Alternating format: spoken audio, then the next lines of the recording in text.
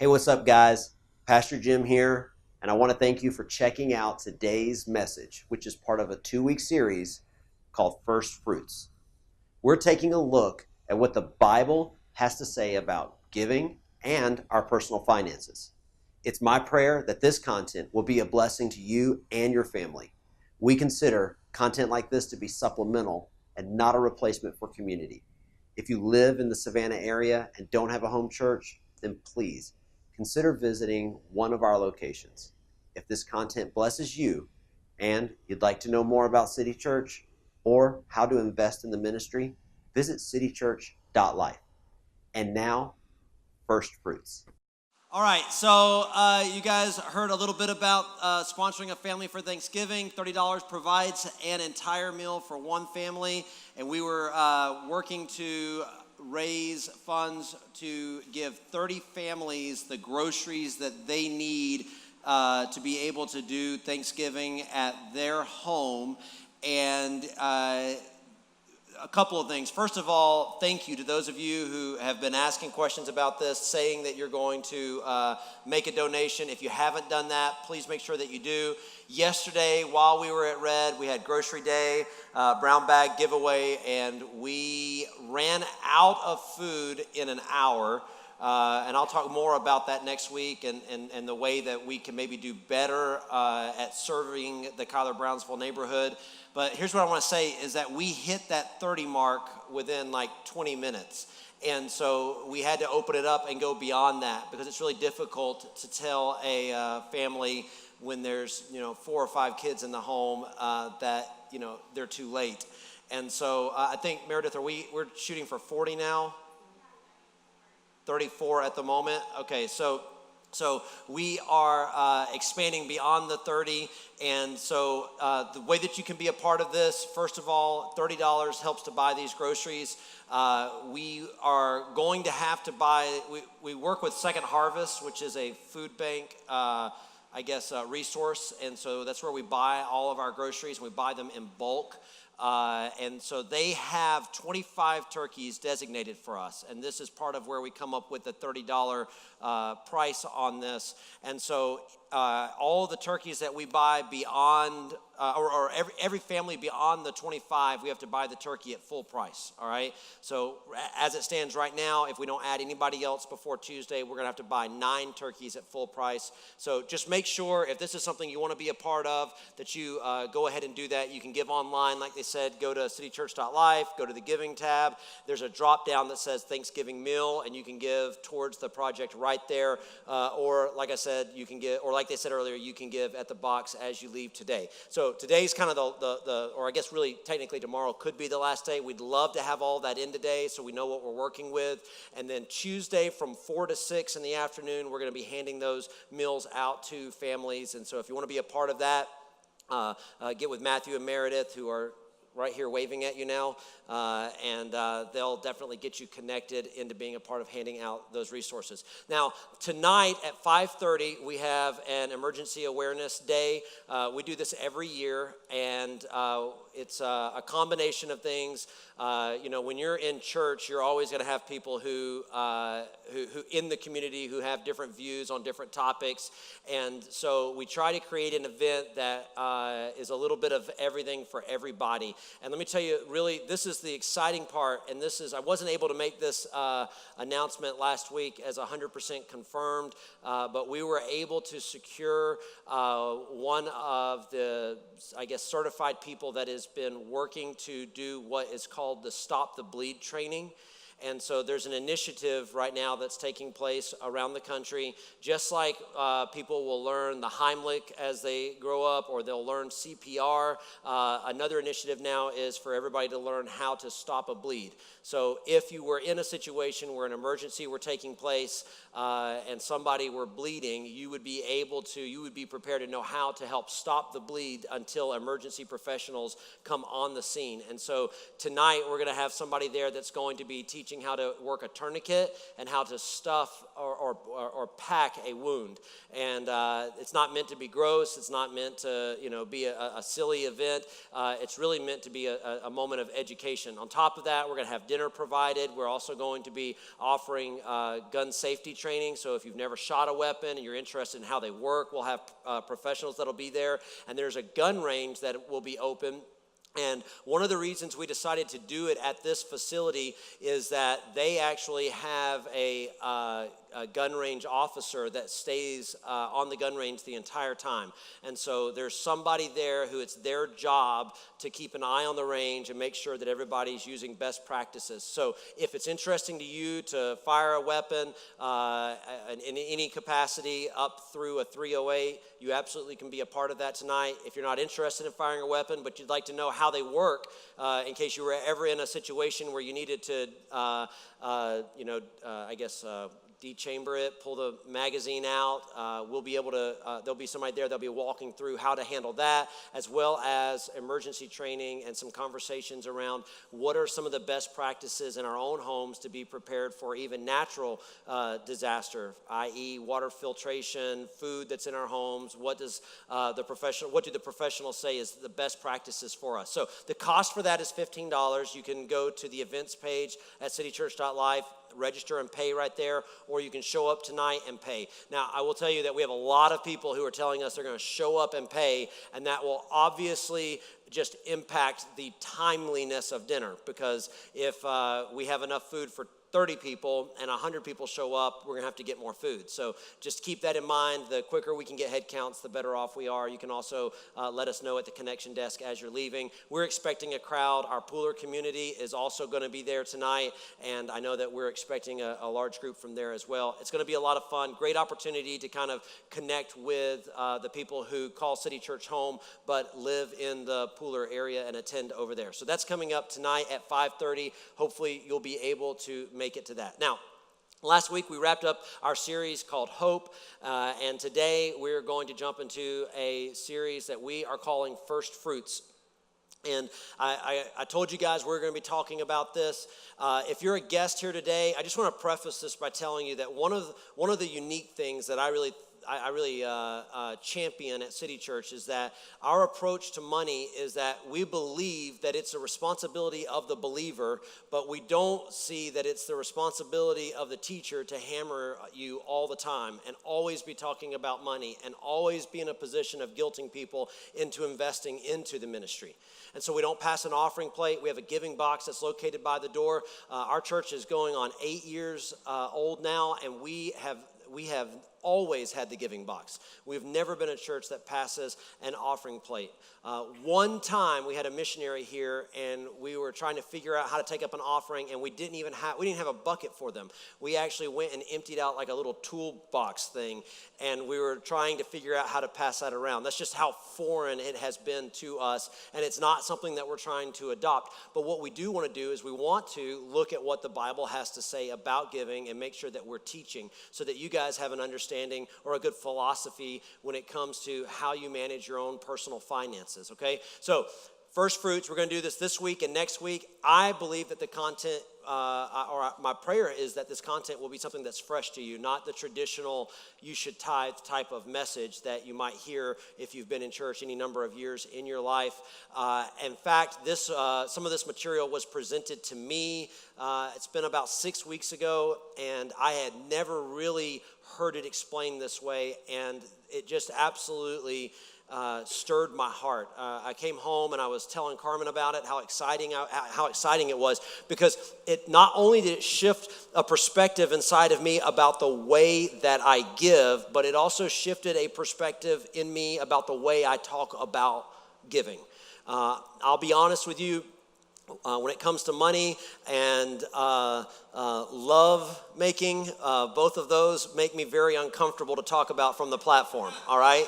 Okay, I can do just fine at home in privacy, but when it comes to the platform, and if you've been around for a while, you know I'll stutter and stammer when it comes to either topic. And so my goal is that will not be the case today, all right?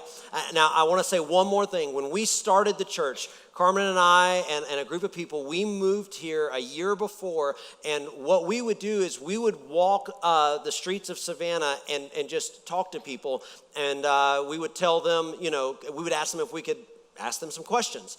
And we would always come into this conversation about starting a church and ask them what their faith was. And you know what we found is that the overwhelmingly vast majority of people 9 years ago on the streets of Savannah said, yeah, I believe in God. And then we would ask them if they go to church, and a lot of them said, no, I don't go to church. And so we wanted to know, why are you disconnected from church, right? And so there were, as you can imagine, a lot of varying reasons why people would not be engaged in church or in church on a regular basis. But one of the major reasons, probably the number one reason, was that all they ever do is talk about taking my money. They always need my money. Money, money, money, money, money, money, money. And I just don't want anything to do with that. And so that really birthed a lot of the philosophy that we, adopted as a church out of the gate. And the reasons why we didn't pass an offering plate, why we don't, is we want to be a place where people can connect with God. Because we believe that God's word does a lot better job at instructing, teaching, and guiding than we can do on our own. And so because of that approach, people who are pastors and friends of mine, they are always asking, like, how do you guys survive? How do you guys make it? We pass an offering plate, and we see this much increase from when we don't pass an offering plate. And I just believe if you pass an offering plate, you'd see more giving in your church. And I tell them, I say, listen, let me tell you, I don't even look at the tithe record. So I don't know who gives and who doesn't give, all right? So right now, looking out where you're at, there are a couple of people that I know give, and that is just because they have come and asked questions or we've been in conversation. But the overwhelming majority of you, I have no idea if you have ever put a penny into the giving box here. And the reason for that, the reason I don't want to know, is I don't want that to impact the way that I do life with you. I have been on staff at churches where the people who give a lot of money get a lot of special attention from the pastor, and the people who don't give money might not get as much attention.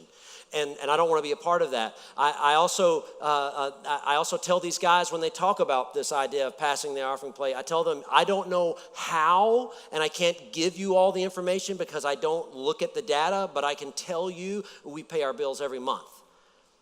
I'm not going to tell you that there aren't seasons as a young church that's starting out where we don't walk in need and we don't have needs, but I can tell you this, like, the power has never been shut off, right? Okay, we've always been able to pay the bills, and the only reason that happens is because people who call themselves believers invest in the church. And so what I want to do as we dive into this idea of first fruits is I want to look at a Jewish philosophy around giving, all right? And I think this is really good because when we read the New Testament, all right, especially what we read, Matthew, Mark, Luke, John, and then coming into the book of Acts, and we see this is a group of Jews who are accepting Jesus as Messiah. And so they have decades of life at this point where they have been raised up in a Jewish philosophy. All right, so when they are saying things or writing things, there is a context for them that comes from a understanding that they have based on the way that they were raised. And so I think it's good for us sometimes to look at what is what would have been the understanding that these men and women would have had. And so that's going to be my goal today. Now, I don't consider myself to be like some Jewish scholar. I'm not going to get up here and make you think that I'm friends with a bunch of rabbis and whatnot. I honestly don't know any rabbis. Now that I think about it, maybe I should go meet one. All right, so this is today's message I've entitled, The Image of a Giver. The image of a giver. So what is the image of somebody who gives? All right, we have this slide coming up a lot because we really want you to be there, all right? Genesis 28, all right? Now, so when I started thinking about giving 8 years ago with the church, you hear all of the traditional teachings on tithing, and I'm going to tell you right now, I'm not going to get up here and tell you that you should be giving a flat 10%. All All right, this is an adoption that most churches, I would probably argue globally, kind of adopt, that 10% is what you should give. I will tell you that I think that 10% is a good place to start. It's a good place. It's a safe place to be. What we see in Genesis 28, and having read through all of this material over and over and over, this is really the first time that I see this idea, this concept of tithing come up. So the story takes place with Jacob, and Jacob does this. Jacob comes to God, and he says this. He says, God, if you will make sure that I have a place to live, food to eat, right? If you will provide for me and make sure that the resources are available, I will take 10% of all that I have and give it back to you. And so instead of it being this kind of instruction out of the gate where God says, listen, I'm going to take care of you, but you better give 10%. There was something that was taking place in Jacob's heart, and Jacob said to God, God, I want to be a giver. I want to be somebody that is giving. I need resources to be able to give. And so God, if you'll open up the door, I will be faithful to give back to you.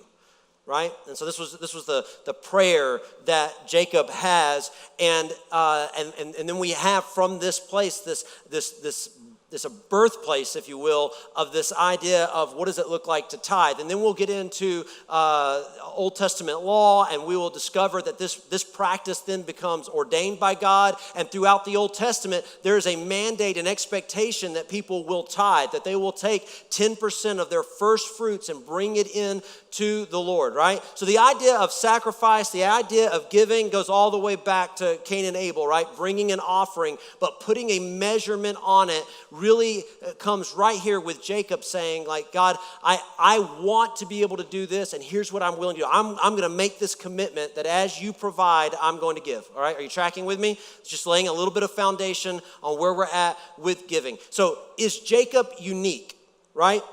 Is Jacob unique? That's the big question I kind of come to when I read this. Because most people come and say, all right, Pastor Jim, what do I have to give to make God happy? What is it that God expects from me? I just need a bottom line. That's what I need to work with. Now that's what happens when you go and buy a car, right? It's like, okay, listen up. I want to buy this car. Bottom line, what will you take for it right now? What's my payment going to be? I just need to know. And if I can do that, then I'm going to walk out of here with that car today. And we come at the transaction to eternity, the transaction to relationship with God, the transaction to finances the same way a lot of times when it comes to church. And we say, okay, like what is it that I need to give to make God happy? But Jacob isn't really asking that question. Jacob is saying, God, I want to be a giver, so open up the floodgates. Give me resources. So 8 years of ministry, people come to me and they say, Pastor Jim, I want to be giving in the church, but the truth is, right now, every penny that comes in goes right out to pay for rent, my car payment, my fuel, my kids' food, and I have nothing left. I couldn't give $100 right now, much less give 10% of what comes in every month. I just couldn't do it. And you know what I tell them? I say, go read Genesis 28 and go and begin to pray and talk to God and say, God, I want to be a giver, so help me learn how to either A, manage my finances in a way that I discover increase, or B, bring increase into my life so that I have the resources to be a giver. Somebody calls me up and they say, Pastor Jim, I haven't given this month and I'm short on my rent, and then all of a sudden, you won't believe this, a miracle happened. A check showed up I wasn't expecting, and now I can make my rent, but I can't make my rent and give to the church. And you know what I tell them every time is, go pay your rent. You have a responsibility to pay your rent. Then begin to talk to God and say, God, I don't want to just be getting by. I want to be living with excess so that I can be investing in the kingdom, and begin to have that prayer and then trust God to see what God will do. So these are I'm just giving you, like, if you come to me and have a conversation, this is the way I'm going to talk to you about money. I think that when it talks about being a joyful giver, that means that we are giving out of abundance in our lives. This isn't like a prosperity message in the the idea of like, just like more and more and more. This is about God, I love you and I want to be in a place where I can make an investment. So is Jacob unique? I think that yes, Jacob is unique when we look at the whole of humanity, but I would say no, he isn't unique when we look at the hearts of people who are striving to be more and more like God every single day. Now, when you go and you look at traditional Jewish teaching, even today, a lot of the way that they teach is built around stories, all right? And so they'll tell a story, and then off of that story, they'll have a principle. In the 1700s, a man named Shem Tov, I think that's how you pronounce it, he began this process of, he became a rabbi, he was a teacher, and he birthed what today, my understanding is he birthed what is modern day, the idea of being a Hasidic Jew. So you hear people talk about this maybe in the news. This is a Hasidic Jew. It means that they're pretty ultra conservative, very much like sticking to scripture, like their viewpoints are, God said it, so that's just exactly how it is. And so this modern day idea of being Hasidic comes from this guy, and there are just thousands of stories around this guy. Thousands of stories, and these stories get told over and over and over among them. Really, really interesting story that I feel like does a great job at helping us to come to a point where we understand this Jewish philosophy of giving. All right, is this one particular one that this guy tells, and it goes like this. So in the 1700s, he traveled a lot. And so he moved around, he was teaching, probably much like what we would kind of interpret to be like an evangelist. And he would go, and so he was in this one particular town, and he stayed there for some period of time. The story doesn't say for how long, but it was long enough. He stayed with this one particular family, this one gentleman, and he had been there for a little bit, and he comes to him and he says, okay, my time has come to an end. I am leaving, and I want to thank you for allowing me to be with you, allowing me to be a part of your home, and you have been so gracious. You've fed me, and you have kept me dry and warm. What can I do for you? And the guy said, let me think about that for a moment. I don't know what you can do for me. You see, I'm a person of good reputation. I am an upstanding person in my community. People respect me. I have money. I have property. My family is healthy. My kids they're grown up and their lives are going on. I really don't need anything. There's nothing that I need. And so Shem Tov, that says that he just sat down and closed his eyes, right? And so the story is like, it's like this awkward transaction where they're talking and he just goes into like this mode of just closing his eyes. And how long was he there? 15 minutes, 2 hours, nobody really knows, but he just sat there in silence. And then all of a sudden he sat up and he said, can I get a pen and paper from you? And something to write with. So the guy goes and gets it, and he comes back and he writes out this letter, rolls it up, seals it, and he says, listen, can you do me one more favor as I leave? Can you deliver this letter to this town? It's a couple of hours away. Can you take it for me? The guy's name who I want you to give it to is right here. You should be able to find him pretty easily. Will you give this to him on my behalf? Thank you for your graciousness. I wish there was more I could do, but thank you. And the guy says, absolutely, I can do that for you. And so Shem Tov leaves, right? And so this letter gets put into a dresser. It gets set to the side, and the guy just forgets to take it, right? I think it's probably a pretty common idea, like in something like this, just doesn't get to it. And over the course of the coming years, he begins to walk through some really difficult seasons.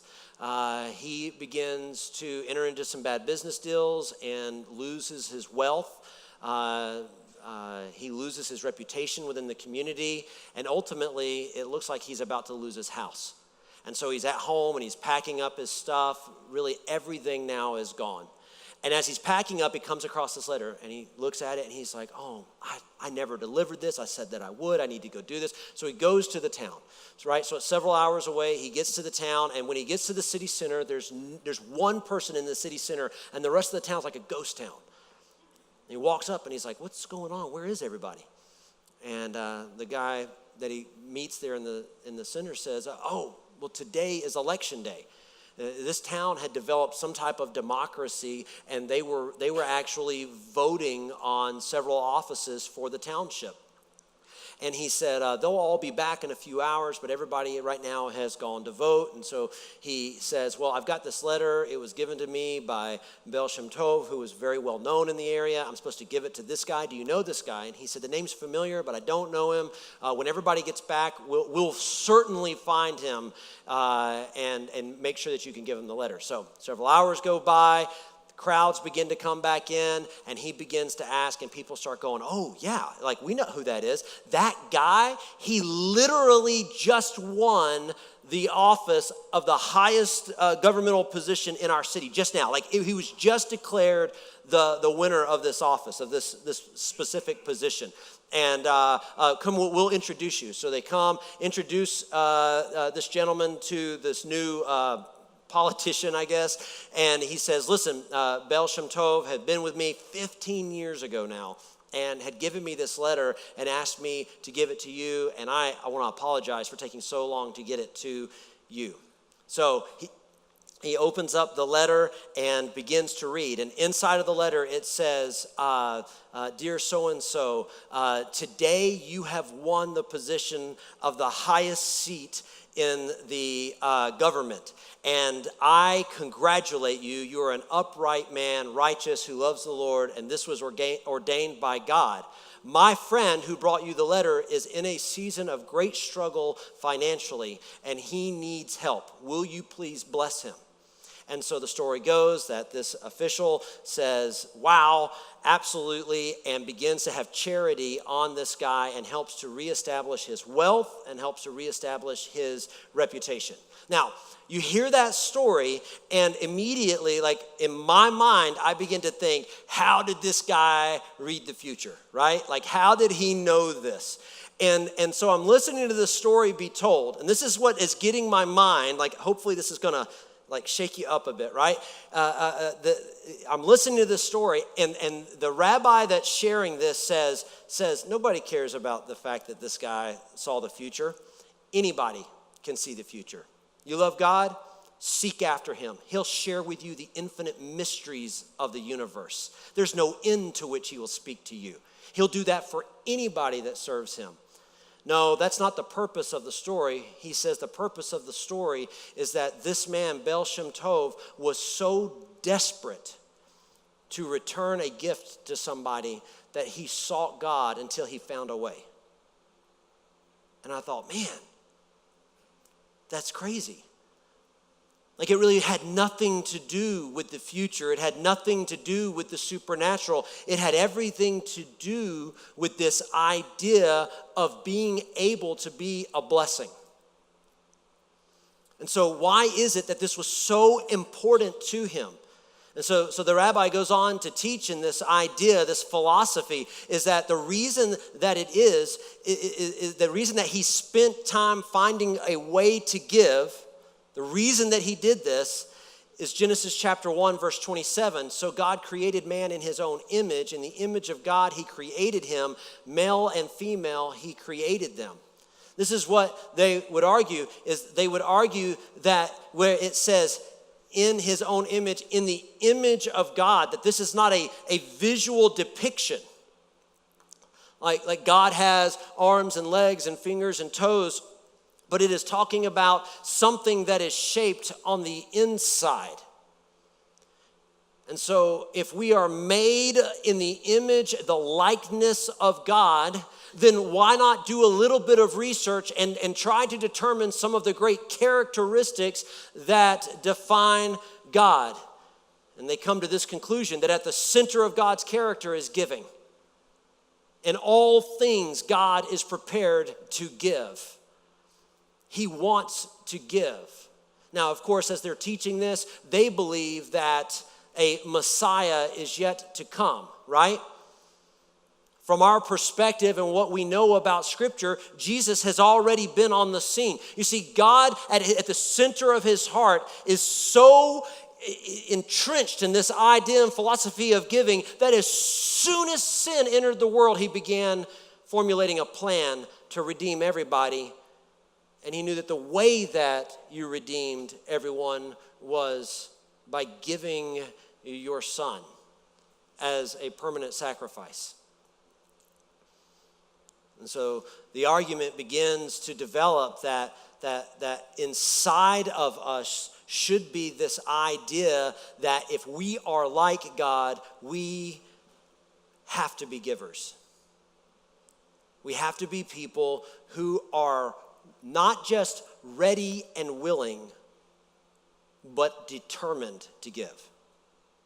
There's a big difference. Listen, there's a big difference between saying, God, I'm ready and willing, show me a need and I'll help somebody, and then saying, no, I am a giver. I'm going to figure out how to be a part of giving. This is going to be a part of my identity. It's going to be a part of how people see me, what they say about me. So to be more and more like God, we must cultivate this inner identity, this image of God inside of us. So, City Church, here, we have, we have a location here, and we have a location in Pooler, and you can look around. We're not like a mega church with thousands of people sitting around. Like, we have a outreach center on Montgomery Street. We have a coffee shop on Bull. We invest. We are set up currently to date making monthly investments in Mexico. We make monthly investments in Kenya. We make monthly investments in 2 different ministries in India. One of them goes, Life for the Innocent. They go and they rescue children from the sex trade. And then just over the last 2 years, they've started rescuing kids from organ harvesting. And so this ministry, they go in and literally pose as buyers to buy thousands of children from these pimps, these slave owners, just so that they can redeem them and get them into Christian homes. We also recently took on a missionary in Italy, in Rome. Many of you know Audrey, right? And so she is there. She's posting online literally every day what is happening there. And so on a global level, these are the ministries that we are committed to investing in. And so we give either, I say monthly, quarterly, depends on what their setup is, but we're giving something to them to help them do what they do, right? And just quick clarity for you. Mexico, the missionary, Isaac, they are going into the mountains and sharing the gospel with tribes of Indians. Sometimes they come into tribes that have never heard the gospel before.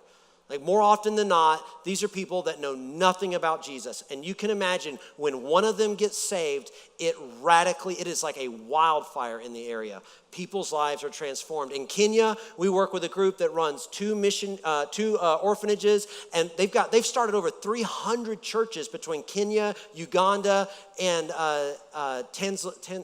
Tanzania. I get confused. They say Tanzania. So when I'm over there, I can't say Tanzania because they're like, where is that at? And I'm like, anyway, Tanzania. And they've planted over 300 churches in that area, right? I mean, this is a group of people. They started a university, right, that has people coming from multiple nations now to learn the Bible, to go back and be Bible teachers. And it is so overcrowded, they're having to launch satellite campuses for this university program in other parts of surrounding nations so that they can meet the needs of those people who are hungry to share the gospel, right? And then I shared with you Life for the Innocent in India, and then another group that we work with, one of our elders, Dave Mueller, that attends in Pooler, his daughter and her husband, they work in India, and they're in the slow game.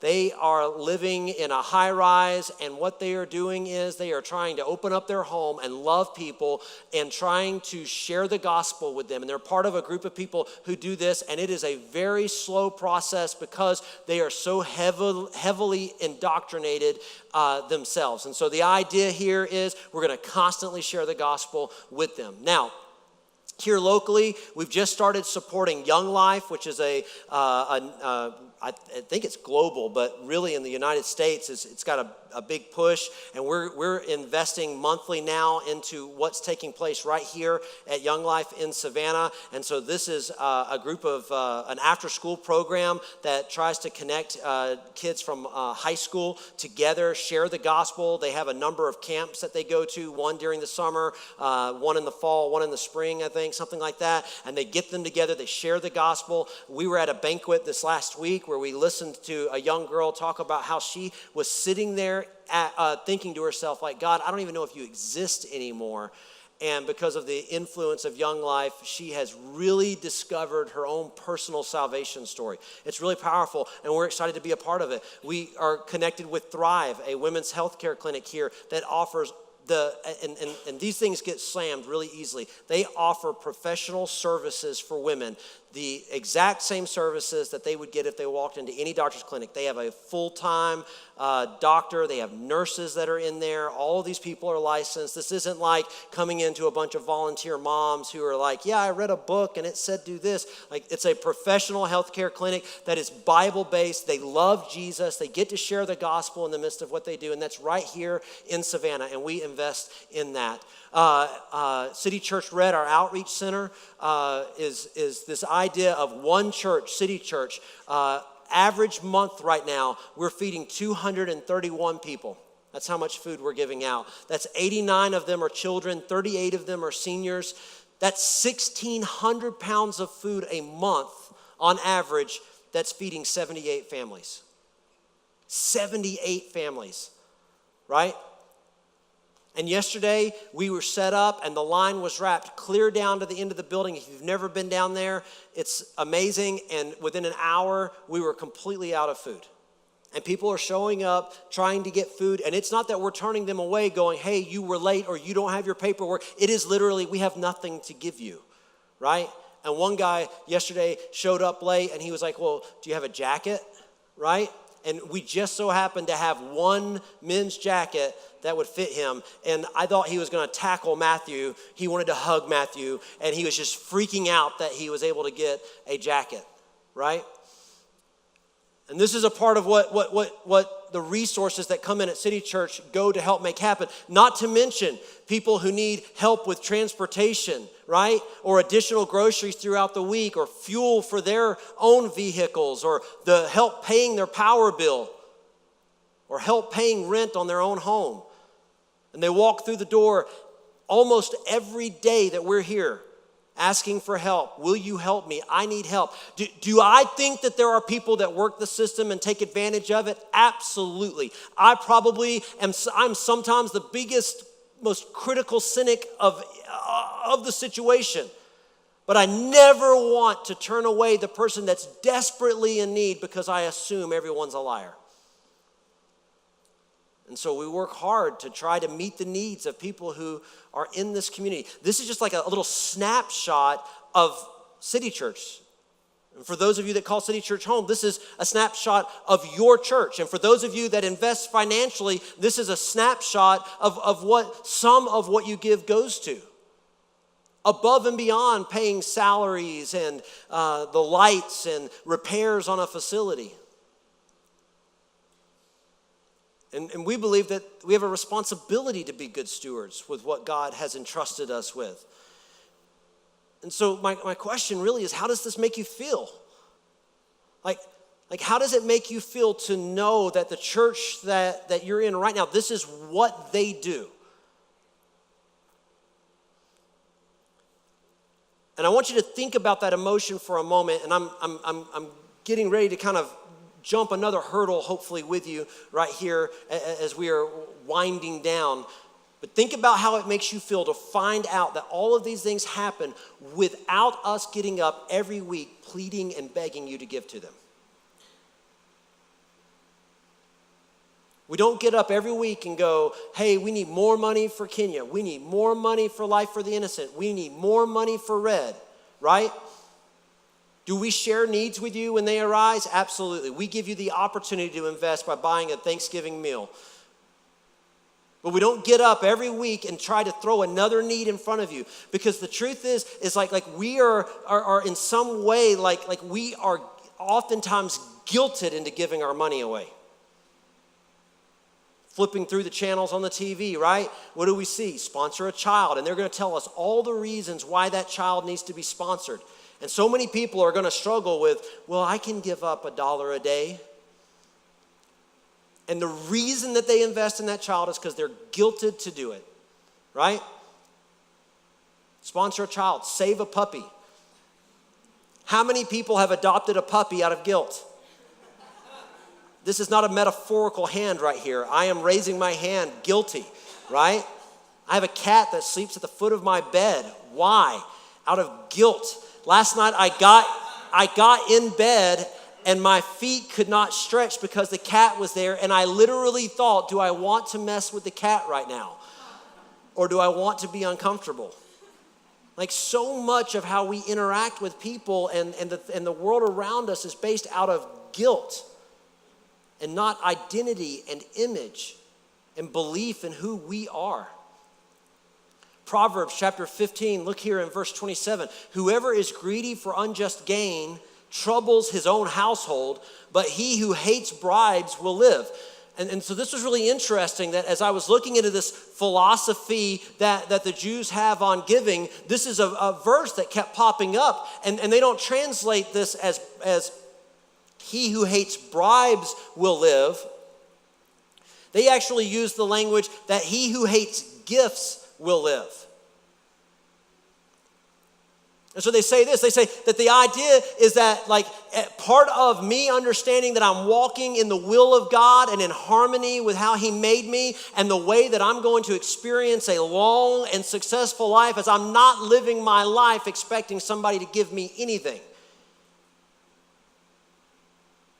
Instead, I just turn to God and say, God, if you'll provide, I will be a giver just like you.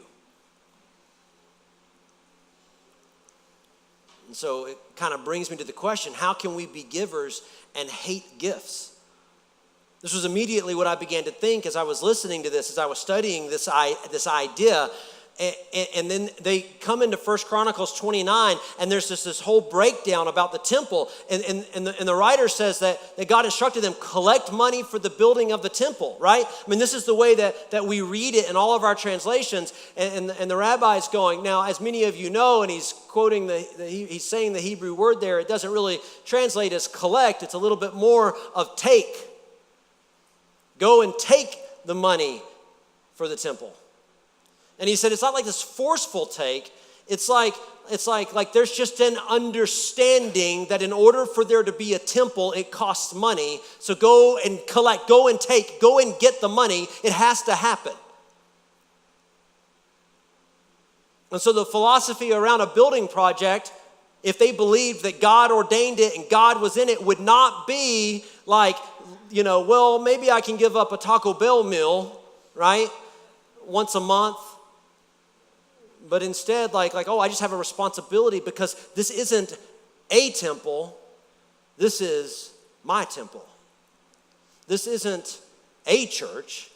This is my church. Think about the way that you do with your own home. This isn't a house. This is my house. You get a leak in the roof. You don't go, well, I sure hope somebody will just come and fix this. You figure it out. Why? Because it's the place where you live. And you don't just figure it out because you want a good roof. You figure it out because you understand there are implications if you don't. Because if that water keeps pouring in, it's going to continue to do damage and mold is going to begin to grow. And then because you didn't take care of the roof, you might actually begin to suffer some health consequences from that. Somebody could even die. And so because there's a leak in the roof, you say, that's not a house, that's my house. And because it's my house, we've got to make it happen. And so as this was just being shared with me, like it was just shifting something in my heart that there's a difference between being a person of benevolence and being somebody that's partnered up. And I'll be honest with you, I want to see you get a hold of this, right? This idea of investing in the kingdom, whether it is here at City Church, and yes, it takes money to do what we do at City Church, but God's going to bring other things your way. He's going to bring other opportunities your way, and He's going to stir your heart, and you're going to need to be invested in them as well. I'm not naive to that. I don't get offended when somebody says, hey, man, you know what? I have been giving for 5 years to such and such a project. Praise God. God is at work far beyond these four walls. You see, I get the fact that God loves the people that live in India and Mexico and Russia and the Bahamas every bit as much as He loves the people that live right here in Savannah, Georgia. And it's why the church is this complex, multi-facility organism that spans the globe, with leaders that will never meet each other until eternity, because God is at work.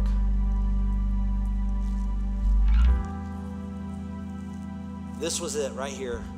He said, so why would I give? Because by giving to the temple, I get His presence. By being a giver, I get to be in the presence of God. By coming to Him and saying, God, how can I do this? How can I do more? How can I be a better steward? I get to be in His presence. And this rabbi, while he was saying these things, says, that sounds like a pretty good deal. Exchange a little bit of what I have that He already gave me to be able to be in His presence and spend time with Him. Here, God, what else can I give? Here, God, what else can I do to be in your presence? So how can we be givers and hate gifts? We move from the idea that a gift has no reciprocation, because it's not really true anyway. Like when we become mature, responsible people taking care of ourselves, and somebody gives us something, like the truth is, like if somebody gives me something on my birthday, I begin to think like I need to find out when their birthday is. Somebody holds the door for me, I need to say thank you. I need to reciprocate for them the feeling of gratitude that I just experienced. And this is why it's so central to God's character, is because God understands that by giving to His children, they turn to Him and say thank you. And He gets the gratification of being with His kids.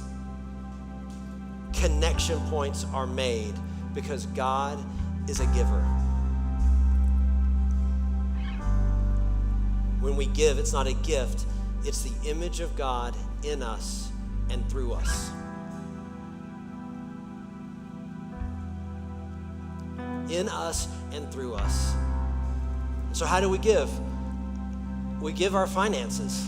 We give of our finances. Money. I wish that the power company would take hugs as credit.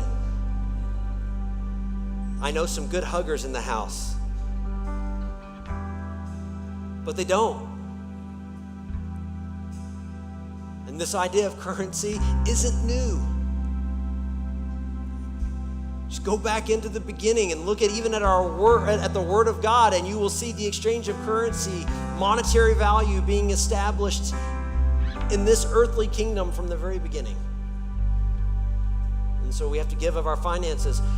We have to give of our relationships. What does that mean? That means that my goal, Carmen says this all the time. She says, I want our house to be an experience. Like she wants people to be able to come over and come into the living room and it not be an embarrassment. And all of my kids would say amen to that right now. Because if you're coming over to our house, right, and maybe she's the only lady in the world like this, right? But every kid is snapped to attention and making sure that every zone is completely ready in case that company wanders into some part of the house that they shouldn't see. And you know what? We don't get it right all the time. We've got 4 kids, all right? Sometimes we don't get in. The other day, the house was pretty well put together, and we were having people over, and I got there 15 minutes before people got there. Carmen was out of town, so she had nothing to do with this, but I could hear her going, is the bathroom clean? And I went into the bathroom, and it's the bathroom I never go into, right? Praise God, I have my own throne room, you know what I'm saying? And I never go into this one. I walked in there, and I was like, oh, dear God, what have my kids done to this place? And I thought, where are gloves at? And I gave up, and I scrubbed, and then I went into my bathroom and scrubbed my hands. Because I value the relationships in my life, so much so I want you to come to my house. I want you to come and have dinner. I want you to be a part of what's going on. I'm proud of what God has entrusted me with for this day, this season. I'm okay with that. And my prayer is that you would feel the same way about your church. I grew up sometimes where I was scared to invite my friends to church.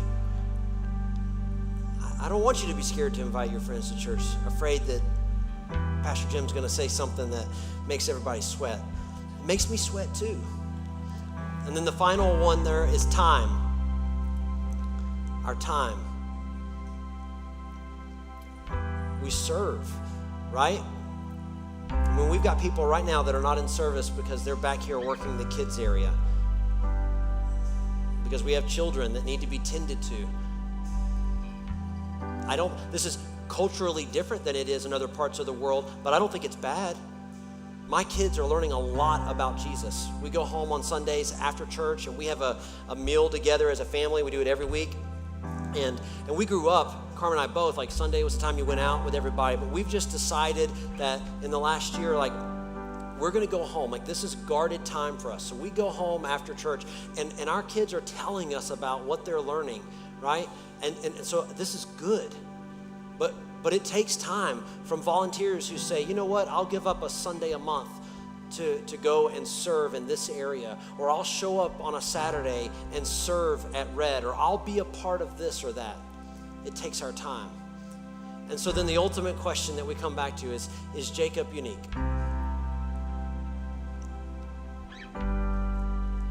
And the truth is that only you can decide if Jacob's going to be unique. Because either you can grab the heart of Jacob and begin to pray like this and own the image of God, or you can continue to live in a place where you just skate around and ignore what it looks like to be invested and be a giver and an owner in the kingdom of heaven. Let's stand to our feet.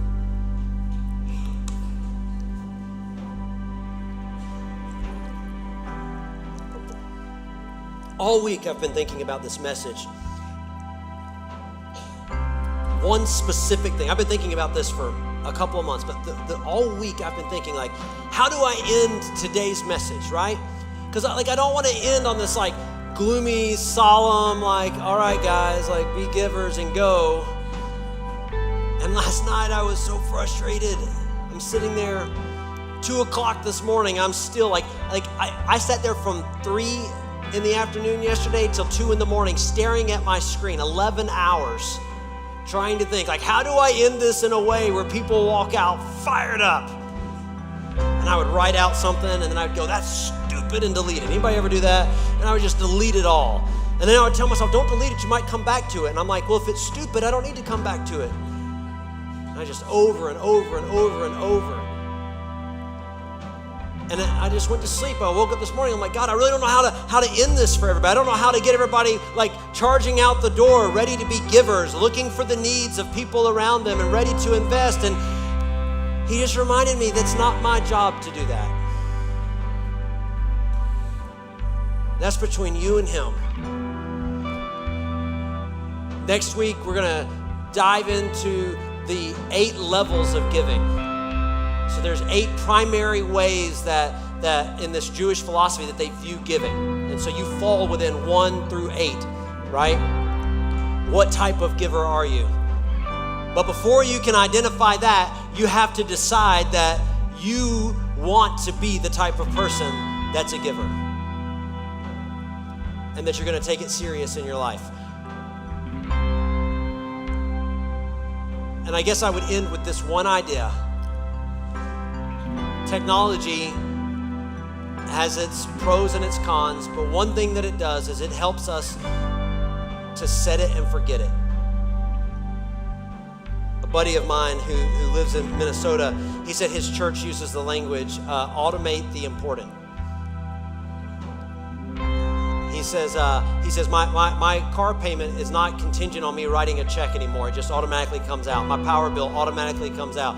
And he said that his church began to talk about this idea of automate the important. And they made it, him and his wife, he said they made a decision. Like they just decided we're going to every month do this for these ministries. And one of them is this church right here, all the way from Minnesota. They invest every month. And he said, we're just going to go and we're going to automate that. And that's just going to be the baseline. God, make sure that we can do this every month, and then we'll do above and beyond. And I would say that part of it is moving beyond I just forget. Oh, I forgot. And setting up a lifestyle that says this is a priority to me. Because this is a part of my identity in Christ. I want to pray with you, and we're going to close with a song. Just bow your heads right now, if you will. Father, thank you so much for your word that encourages us and encourages and challenges us, and it helps us to transition in the way that we see the world. I pray that today as we leave, that we would be, that every person in this room would be in a place where they would be praying the prayer, God, what would you have me do? How can I be a giver?